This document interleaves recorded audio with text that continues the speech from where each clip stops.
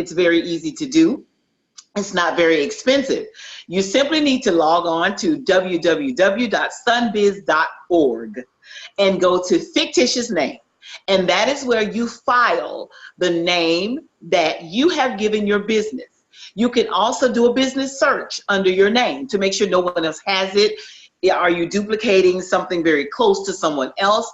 It's very easy to have a name like, Diva or Blessed. The name Blessed is used a lot in businesses. So what you want to do when you go onto sunbiz.org is research your business name, make sure that you're not too close to another business name, but yet, separate in your own lane for your business, and then you register your name. It's a simple form. You basically give your contact information, the name that you plan to pay forward in your business name, your DBA, doing business as, and you pay the fee, which I think currently is $65, and then you'll get this thing. You'll get your fictitious name registration for the state of Florida. And then now you're legitimate in who you are. And if you look here, you'll see WISHH Event Planning and Wedding Design. And I registered my business name back in 2010. So once you get this, now you are named, but are you operating? No. In the state of Florida, we pay taxes. So what you want to do is first get your federal EIN number. That's your employee identification number. That means you can have subcontractors, you can hire out consultants, you can hire in part-time help, and you have an identification number. When it comes to your taxes, the federal government now knows who you are, who your employees are, who you're paying taxes underneath. That form looks like, sorry, thought I pulled it out. It's your federal identification number, and it looks like this. It goes with your resale. Oh, here it is, sorry. And it's okay that you see my number because you can't use it. This is what you get when you file for your federal identification number. That's your taxpayer identification number. You go on to the Department of Treasury Internal Revenue Service online. You file the form. It's really quick and easy, and it is not expensive. It is free to do that. Once you have that, now you got to go backward to your state. Hopefully everyone watching here is mostly the state of Florida. Then you go back to sunbiz.org and you file for your taxpayer ID registration. And it looks like this. And it will come and it has your taxpayer ID. Now, the biggest mistake that I see business owners doing with that taxpayer ID is allowing other people who are cheating on taxes to use their ID number. Let me tell you the backlash to that early, business owners. When someone says, let me use your tax ID, I have to make a big purchase, I don't want to pay taxes. They're not paying them, but you are, because this taxpayer ID is registered under your name. So when they go make that big purchase, those taxes are delayed. That's it. They're going to get paid. They're just delayed. And so they walk away and they haven't paid taxes. And at the end of the quarter, or however the year, however you pay them, quarterly, biannually, or annually, those taxes are going to fall under your business name. And you are now responsible for the person who you freely let use your tax ID and walk away. So let me tell you now, when people ask to use your tax ID, don't do it. That's a big business mistake. Hopefully I'm not moving too fast. So far I've covered your fictitious name registration. I've covered then going to get your federal employee identification number, which then links to your state federal tax ID number. Now you are legitimate. But there is another step that most people love to do, and you need to research it. When people go to do this part, everyone wants to be a LLC, which is limited liability. What does that mean? That means when you have a business and you file limited liability, if there's ever an issue, a lawsuit, an incident, they can only go after the network net worth of your company and not your personal assets. That is what LLC means. Most small businesses do it. WISHH Events is a corporation. There's umbrellas under WISHH. I used to be a dance coach, which kind of was a dancer. So under that umbrella, I had Team Chic Dance Company. I have Naturally Me Designs because I'm natural, and I have a company that does natural hair products and natural t-shirts. Under that umbrella still is WISHH, that WISHH umbrella, everything is under that. I am a sole proprietor. What does that mean? I'm the only owner. Every share on WISHH Events is owned by me. But under the corporation, I do have a board that oversees the decisions. The board is only 3 people. It's my mother, my sister, and my son. So you have to research when you register your name if you're going to be an LLC or a sole proprietor or a company with a president, vice president. There are several avenues, but you need to research those. So that's the legality of a business. I always say if you're going to operate legal. After that, you need to then get a system. Here's my system. I'm not really antiquated, but I'm just an old school person. A planner is the best way to organize your life. I plan out everything. I make lists. I make dates inside the calendar itself. I always, trying to find one here, I put in dates for events. I list them. That way I know what's going on with me. Now, every person does it differently. See, like that's my October. As the days go by, I'll mark them off. I highlight events. You need to be organized as a business owner. There's nothing worse than an unorganized business owner. Your clients can tell, your customers can tell, and you'll be able to tell once you begin to take on a lot of business. An unorganized business is just not a good business. So if that would be a tip, that would be about my 4th tip. After being legal, be organized. Presentation is everything, no matter what you do. I'm in the business of presentation, so I can't go out looking crazy because I'm the one who makes things beautiful. So if I'm a hot mess, why would my clients trust me? My home, which we are in, it has to look a certain way. I operate my business from home, which the federal government will pay you to do that, people, when you operate a business from home. There's a lot of money behind that. So my clients come to my home. When they walk in, what they see is a reflection of what they'll get. So remember, be it your business cards. Here's a copy of my business card, which I give to professionals. Only this little one goes to professionals. And then I have one for clients. It shows what I do. It gives my information. On the back, it gives a pictorial of what I do. I have 2 different types of marketing materials. One for the business industry professionals, vendors, people who do what I do, they get this one. And then clients get another view. You've got to have your marketing in order. You don't have to hire someone to do this for you. Why? Social media is free and it's an amazing platform. I use Instagram strictly for the young people. Older people frequent Facebook. I target my audience on Facebook completely different than I do my audience on Instagram. You have to be very strategic. Social media can be the life or the death of you. What do I mean by that in your business? I call it backtracking. And we've all done it. You see a post and you click on it and it's a beautiful party. And then that person lists their vendors and you click on those vendors and you go back to that vendor's page. And then you see the owner's name and you click on that owner and you go backward. That's what happens in business on social media. Be careful of what you post because your clients will backtrack who you are. And who you are as a person is a direct reflection of who you are in business. So social media, as amazing as it is, it can be the life of your business, but it can also be the death. Be very, very strategic in your marketing.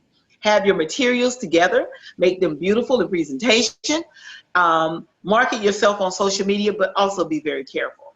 Know your audience. Who are you targeting with your business? Are you targeting only professionals? Are you targeting younger students, college students, parents? That's going to determine how you market your business. Again, the dedication that I gave to my job, as you can see, I now give to my business. You have to pour into your business as if you were clocking in from 9 to 5 and getting a paycheck every 2 weeks. You have to run your business that way. The other piece that I always like to tell professionals, be professional. Your client should understand that though you may be my friend, when it comes to getting my service from you in your industry of professionalism, you're going to be a professional. I saw a meme on Facebook the other day that says, I love you, sis, but you're going to get this invoice. And I was like, that is so me. I love people. But no matter how much I love you, this is how I feed my kid. This is how I pay my bills. This is a business. And those who love you will respect your business. It's not a hustle. They will respect your business and they will pay what you're requesting. They shouldn't come asking for a discount. You may offer one, but if they walk in the door and they're asking for a discount, that always tells you the level of respect that they have for your business. So now, for them to get that, you have to operate as a professional. They have to understand that you are providing a service, you are serious about your service in your lane, in your industry, and that they are coming to you for a service. And if at any point you want to extend a discount or a family option to save a little money, that will be offered, and they don't walk in the door expecting this. Because when they do that, they already have told you they don't respect what you do. And that, to me, is directly affected by how you operate and treat your business. This may sound like a lot, but I tend to be very honest about this. I started my company with nothing. I didn't have capital, though that's what we desire. That is what America tells us we need. The truth is, you don't need it. I know people are not going to like me for saying that, but I invested little by little, week by week. I bought inventory. I used coupons. I frequented sales. I invested in me. And over time, I began to build an inventory. And eventually I looked up and I actually had a business that had inventory. Now, here's the other piece. Take care of what you have for your business. If you have a laptop, a chair, and a desk, you treat that chair, that laptop, and a desk like it costs millions and it's the only one you'll ever get in life. You have to learn to care for your inventory and your business items like you'll never get any more. Now, that is not the goal. We all want to grow, but you have to care for your business. You have to care for the items that you have, because it's just respect for you and what you do. You can't expect your clients, your customers, your target audience to respect you as a professional when you go home and your office is a mess and your inventory is thrown everywhere. You're not respecting your business. So I am levels. I am just not this face forward of I'm not this face forward business that looks one way and operates another. No, there are levels to being a business owner. I have this in front of me that says, do what you love and love what you do. My whole business mantra is all around me. I operate in excellence. I treat my clients like they are irreplaceable. I don't have employees. I have one because I'm a smaller company and I'm known as the guru of intimate events, which means I decorate and design events for intimate crowds. So I don't need a huge employee base. I do have vendors, pipe and drape, lighting, DJs, caterers who come in, but they're not direct hirees, employees of my business. But I treat my vendors, my business comrades, just like they were employees. I treat them with excellence. And in return, my business has kind of earned a stamp of being very professional and one of the leads in the industry. So Shekinah, I guess now maybe we can open up for questions. Hopefully Yeah. I answered, I gave some information that you were looking for. Yeah. Yeah. No, this has been really good. I think it's been very helpful um, to hear everything that you have to say, because I know a lot of us have been questioning, like, how do we go about starting this business part? I jotted down a couple of things. The first thing I want to ask is, how do you organize your unstructured time? So I know you talked about a 9 to 5, and usually a 9 to 5 comes with deadlines and just Mhm. accountability of people watching you and expecting something at a certain time. And I know being in school, I have like no class Wednesday through Friday. And those are maybe the most wasted days, because some days I know how to structure them and some days I don't. And so maybe you have advice about how to structure that time. Being a business owner is a very lackadaisical thing. I'm gonna be honest. If you're not in control of your time, you will waste so much of it because you are the boss. There's no one telling you this needs to be done by this date. I need to have this on my desk by this time. You are that person. So my practice is on Sunday evening, I begin to look forward to my week. What is to come? What needs to get done? And for instance, I'll give an example. I had a huge wedding last weekend, 300 guests. That's a big one. Again, I'm a company of two. So I had to lay that week out so that it would unfold and happen in a timely, organized fashion. I deal with live flowers. So last week, I had to order my flowers last week on Thursday. I had to set the date. No, the week before that, I ordered them on Thursday. I set the date for my flowers to arrive on Wednesday because I had to unpack them and get them in water. I know that it takes 2 days for flowers to bloom. So that left Wednesday night, Thursday for my flowers to bloom. And I know that the wedding was happening on Saturday. I couldn't put the centerpieces together on Saturday. They had to happen on Friday because they needed to bloom for 2 days. So on Sunday night, I knew Wednesday the show was going to start, basically. Unpacking flowers, receiving shipments from FedEx and UPS, unboxing them, getting the boxes out to the trash, getting the flowers in the water, prepping the flowers, stripping the stems, getting the food in the flowers, letting them bloom, keeping the house clean, because in the meantime, clients are still coming and going. But they get to see my process. But if my process is nasty and messy, what are they going to think of me? So I have to literally think a week in advance, which is far more intense than a 9 to 5. You have to make notes. I live life in a sticky note. My life is a sticky note. It is. I have them everywhere. Why? Because these are reminders. Remember, there's no boss to remind you on Tuesday of what needs to happen on Thursday. You are the employee, you are the staff, you are janitorial services, you are administrative secretary, you are it in a small business. So you have to have a system of reminding yourself of all these things that need to happen. While those flowers were blooming, I knew on Monday I needed to press out all the linen. I needed to get it on hangers. I needed to make sure that all of my glasses and chargers and plates were accounted for. I had to do my inventory checklist. You literally have to not wait to the day of in any business to have a timeline. Sunday is my day. Now, that may not be for everyone. Most people, rest on Sunday. But to me, Sunday is the first day of the week for me. My Monday through Friday happens Friday through Sunday. Events happen on the weekend. So what most people do Monday through Friday doesn't happen to me until Friday through Sunday. So my week is a little different. And knowing that, I cannot waste time.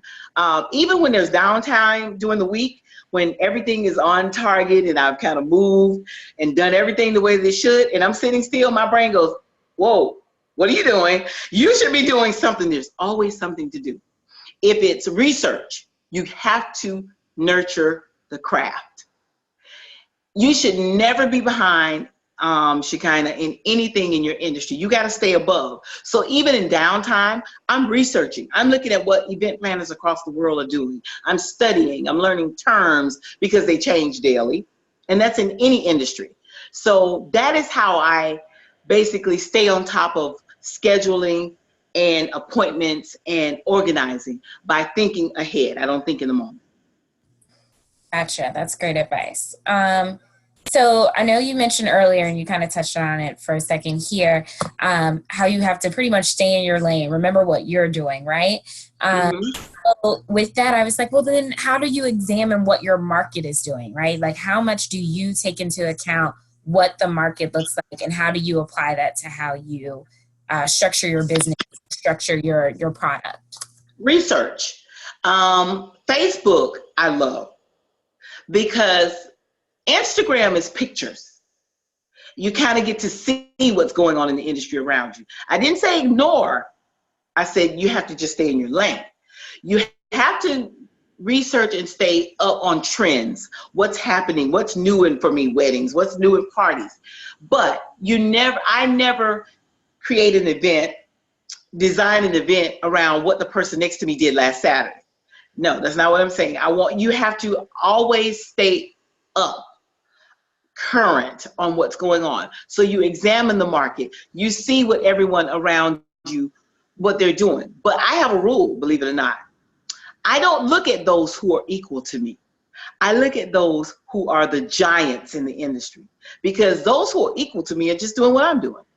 Why am I looking at what's next to me? We're parallel. We're doing the same thing. But I look at the David Tuteras, the Preston Baileys. I look at the giants, in Munaluchi Bridal, people who are going to the coterie. These people are making millions.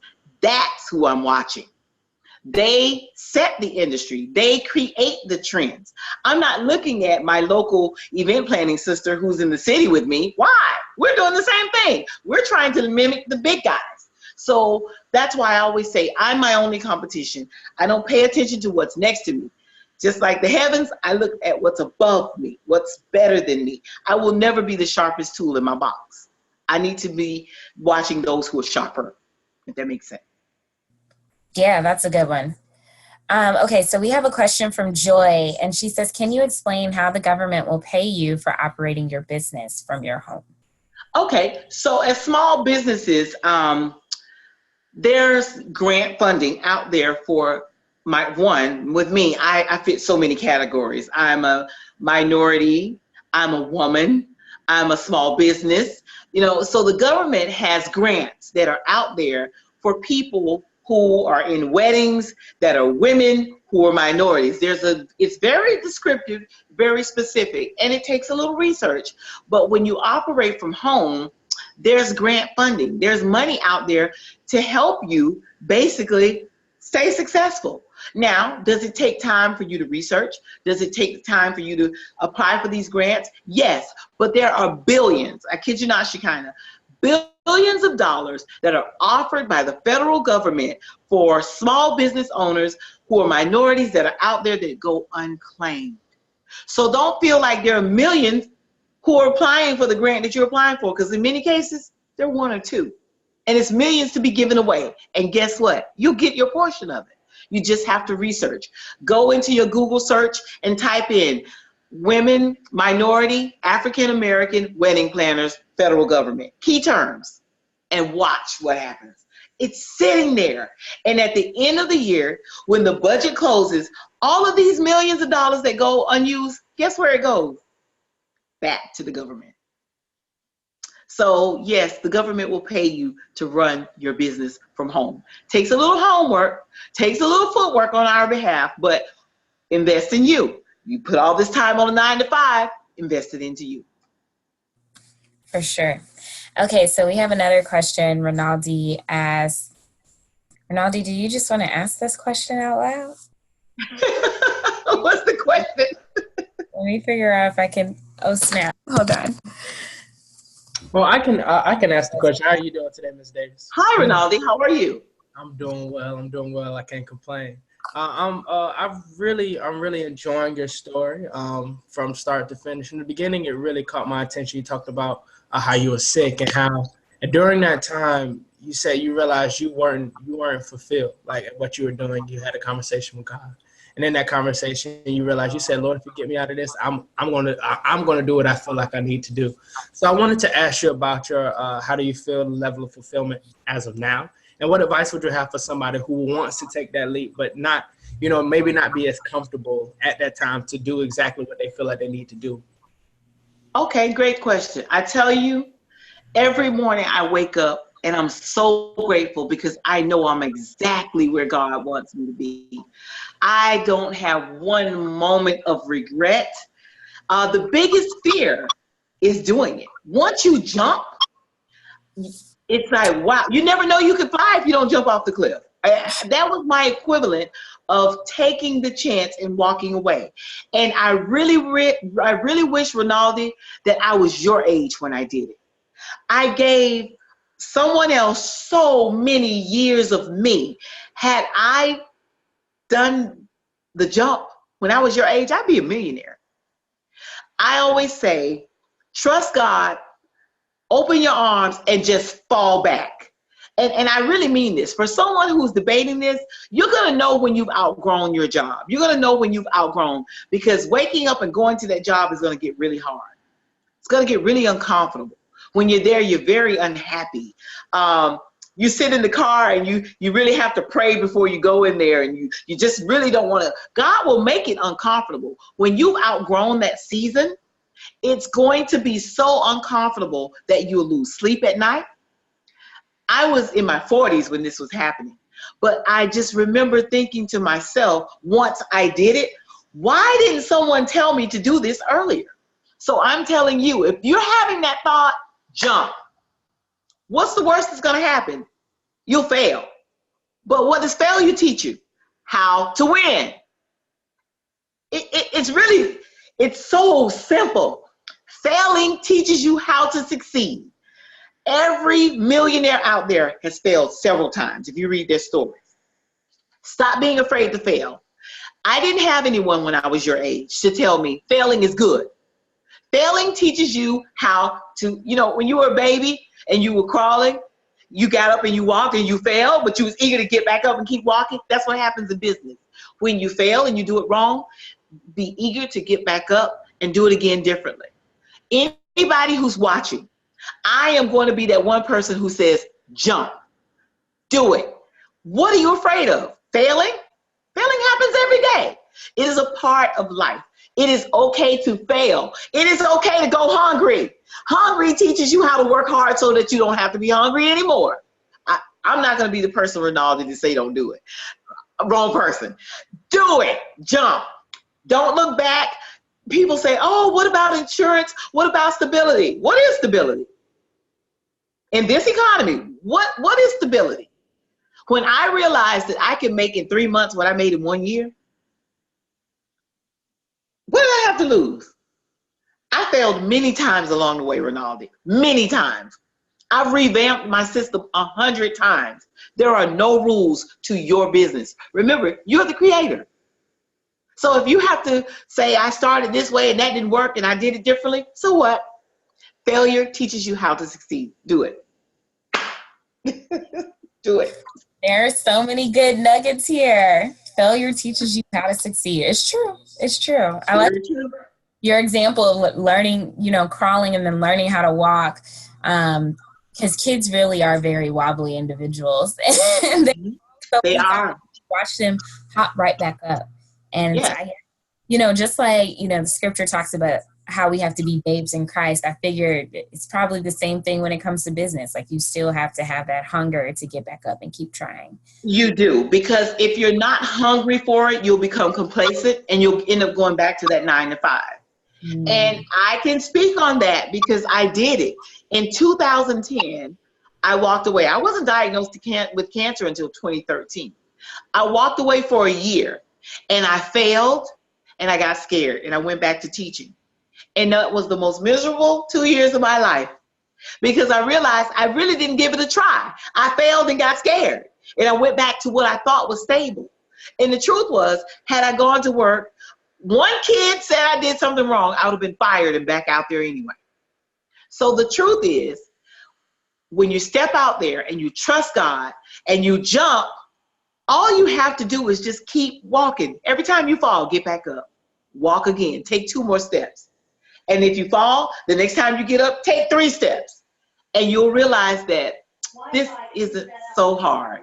It isn't hard at all. I would not be the person on here to say this is hard. It's not hard. It takes dedication.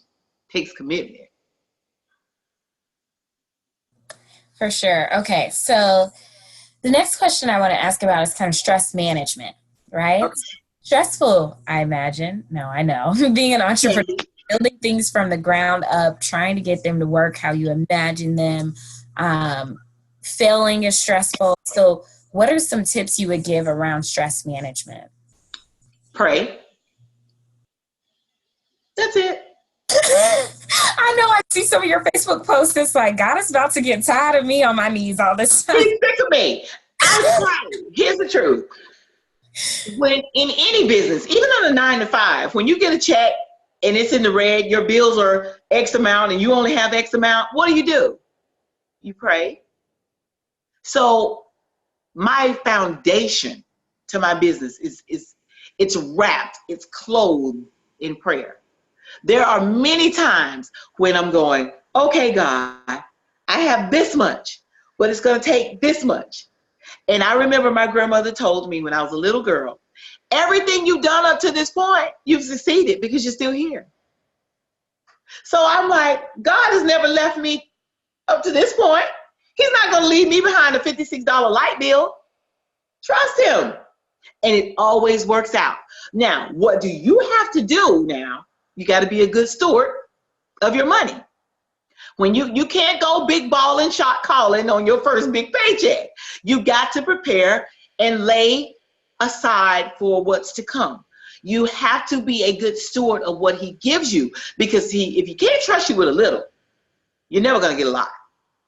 So managing that stress of having to pay your bills and having to make that business operate is simple in my eyes by being a good steward of what you have and being clothed and letting your foundation be prayer.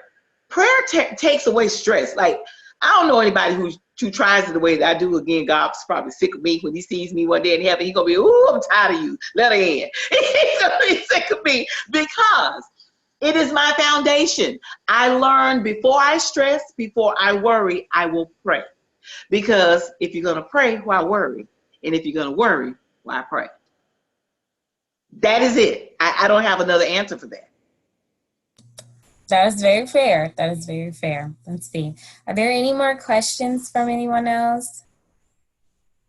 If not, I have another kind of logistics question. So going back to the beginning, okay, you talked about, I don't remember which one comes first, your fictitious name or the EIN. Can I get an EIN without having an LLC?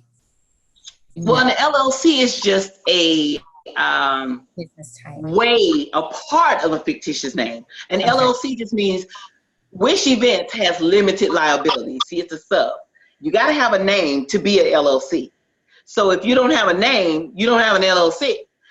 Fictitious name is DBA, doing business as. I'm Shanda Davis, DBA WISHH Events. Shanda Davis, doing business as WISHH Events. That now has an EIN number, that now has a federal tax ID. Perfect. I had someone email 1140 Glory and ask that question. So Yes. That is a great answer. Yes, you got to have a business name, because when you go to the federal EIN, Department of Revenue, to get an EIN, they're going to ask you, who are you? Of course, you're Shanda Davis. That's the entity. But who are you doing business as? DBA, WISHH Events.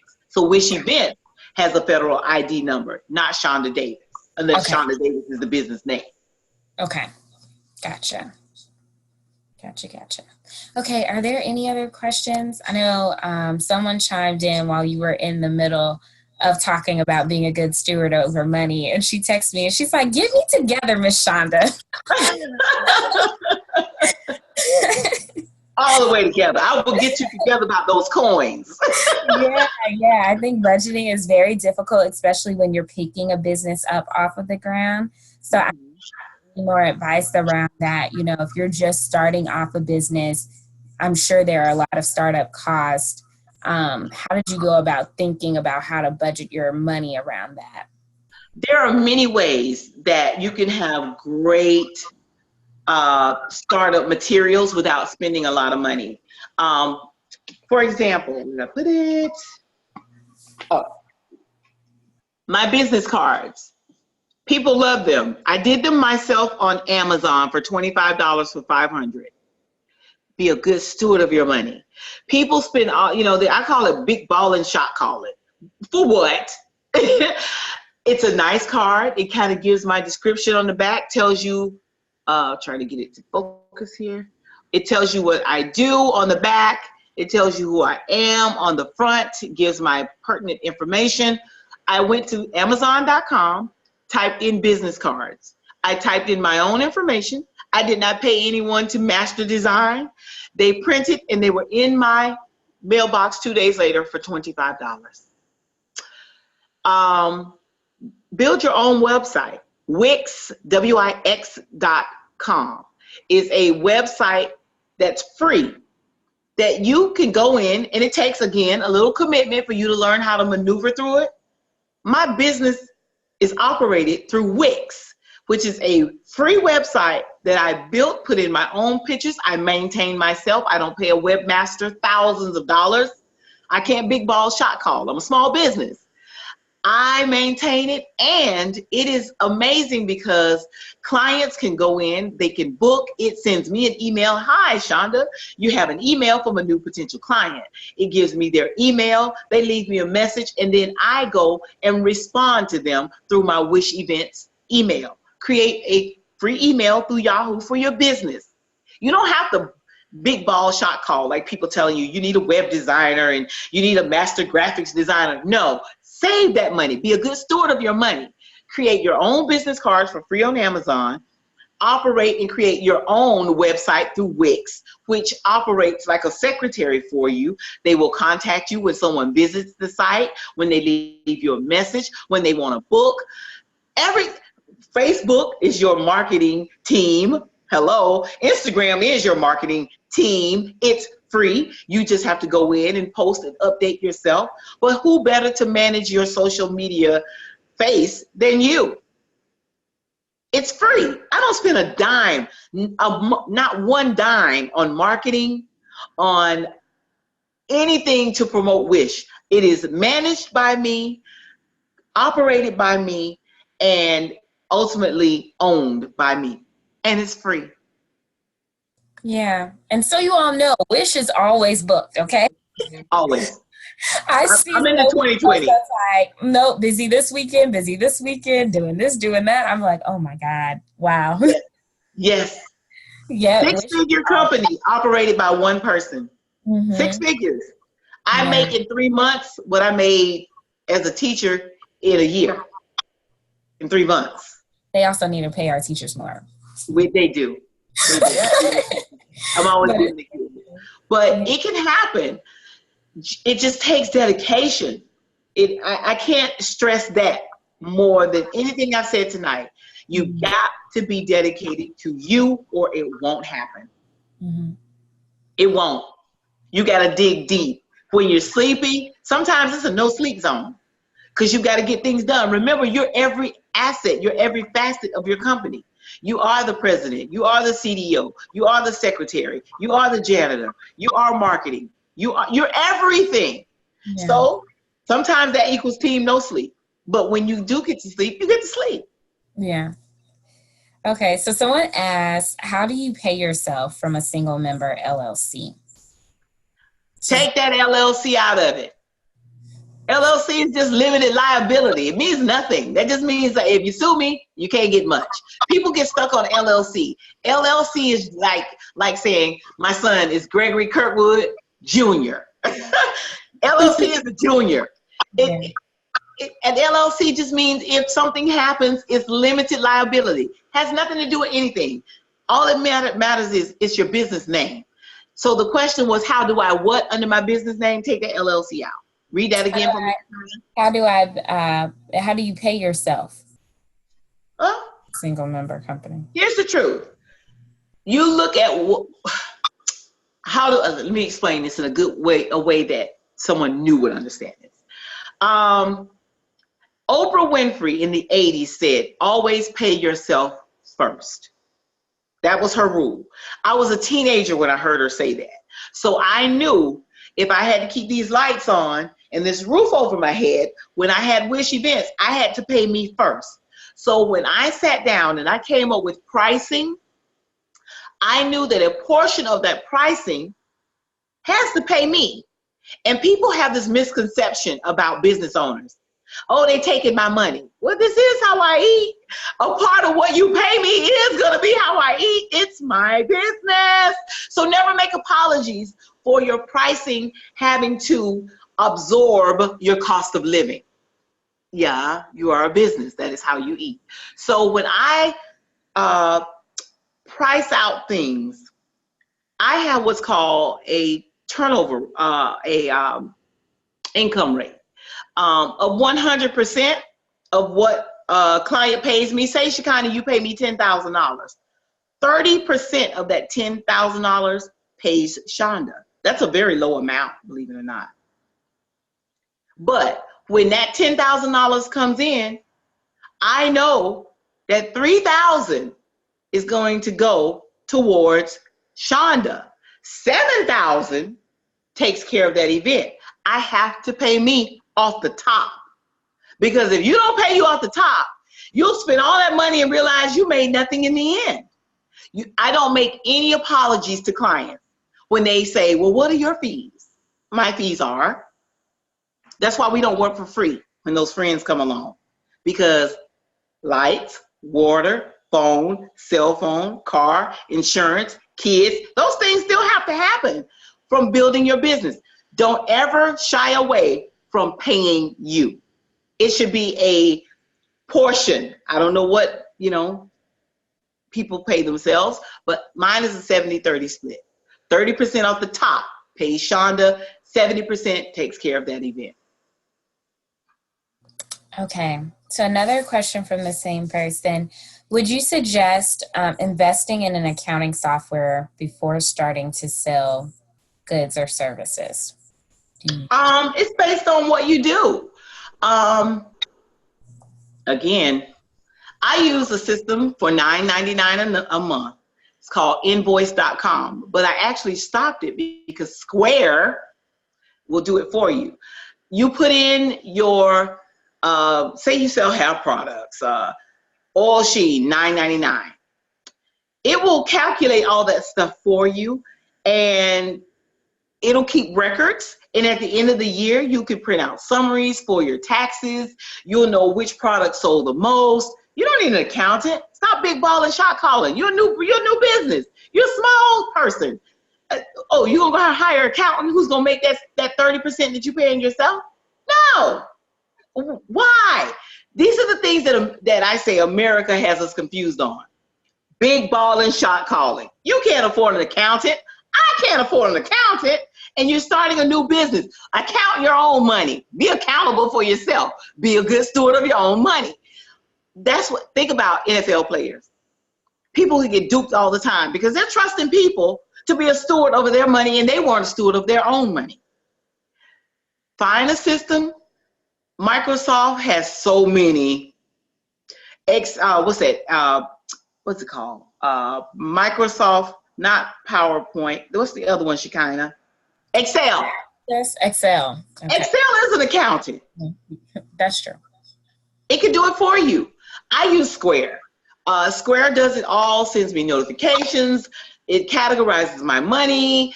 It gives me end of the year monthly summaries. Why am I going to go ball and shot call with an accountant that I can't afford? Mm-hmm. Mm-hmm. I'm sorry. I kind of use these worldly terms, but I'm just straightforward. You're right.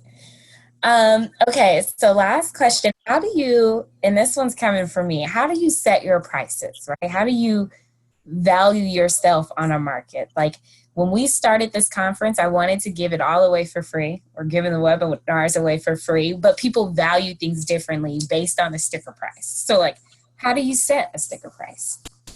By knowing your worth. Simple answer. I have people, for example, call me all the time. Oh, this is how the conversation goes. Oh, I've been following you for years. I'm finally getting married. I want you to do my wedding. I have 9,000 people and $2,000. And I say, wrong planner. Why? Because I know my worth. When they called me, they knew my worth. But clients, people will play the money game when you don't know your worth. So how do I price me? I price myself on what I know is my value. Now, how do you do that? It's really odd.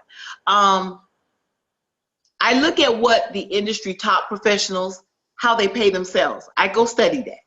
And then I come back and I look at my experience. I look at the number of weddings that I've done, the type of services that I offer, and then I place a value on what I feel my worth is. Now, here's the problem that happens, especially in weddings. People overvalue themselves. But you should be able to tell when a person's worth what they're charging. If I'm giving you business cards and the font is sideways and the card is this way, I can't charge you these astronomical prices because what the product that I'm giving you is this when you're paying for this. If that makes sense. When I price my prices, I try to be fair, but I will never cheat me because I give this company too much of me. I love on my events and my flowers and my brides too hard to cheat me. So I kind of just, you got to kind of know your value. There's no rule to it. There is a median in the industry, but there's no rule to that. You just have to know your worth and be fair with however you price yourself. Now, when it comes to goods, that's easy. It's called 3 times the markup. If I order a tablecloth for $5, I got to price it out at 15. Why? I have to pay for it for 5. I have to replace it. If anything happens, that's always, it's going to get destroyed eventually. Replacement costs and rental costs, 3 times the markup. I buy it, I replace it, I rent it. So what cost me $5 now costs them 15. Make sense? That makes sense. If you're making soap, you add up all of the ingredients. If the ingredients come to $10 and you want to do 2 times the markup, it's up to you. It's up to you. I paid 10, I want to make my 10 back, it's 20. But if you paid 10, you want to make your 10 back, and you want to produce it again without coming out of your own pocket, that $10 soap is now $30. 3 times the markup. Makes sense. Got it. All right. Well, this brings us to the close for tonight. So if you have any last words you want to share, we'll open it up for you and then we'll log on. Okay. My last words to anyone who's thinking about being a business owner. 1, take yourself seriously. 2, nurture the craft. 3, go hard for yourself. 4, remain dedicated. 5, stay committed. But above all of that, trust God in everything you do. And it'll work out. Perfect. Thank you so much. I really appreciate it. I know people have already commented that she is dropping jewels. They're saying thank you. They really enjoyed you. So thank you so much. We really appreciate it. And I would love to come back. We can do specific topics. I'll come back anytime. Perfect. We'll definitely have you back.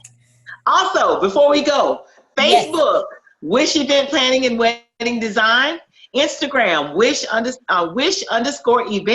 and my personal Facebook page, which you will have to be a follower because I have over 5,000, but it is Shanda Davis. And if you ever want an event planner, 561-503-6550, and you'll get me personally. Thanks, guys. All right, bye. Everyone have a good Love you, Shekinah. Love you too. See you later. Bye.